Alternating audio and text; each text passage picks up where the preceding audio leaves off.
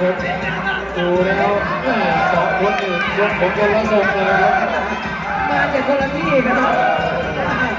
สกินเฮดเนี่ยโอ้บงบอกที่ไทยกับเทศมาโกงสีผมทรงผมมีความแตกต่างพักกาวาจิงโจ้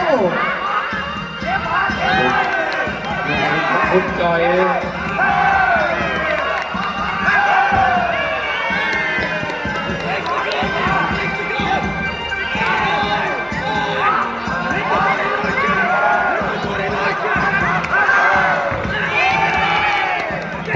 โอ้โหขาอ่อนแล้วขาอ่อนแล้ว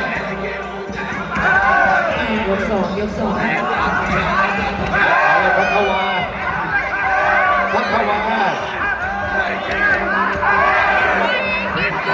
เต็มยางโอ้ยใจกระเด้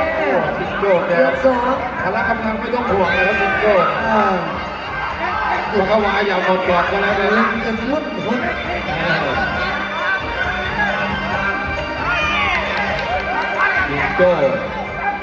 จิงโจ้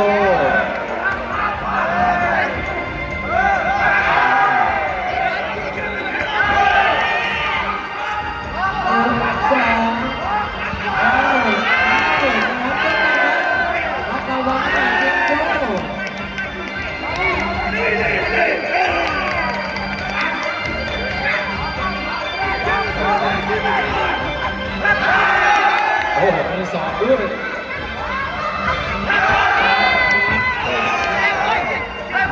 เต้ามาขวาโรจิโก้พักวาก้มเข้ามานี่เขา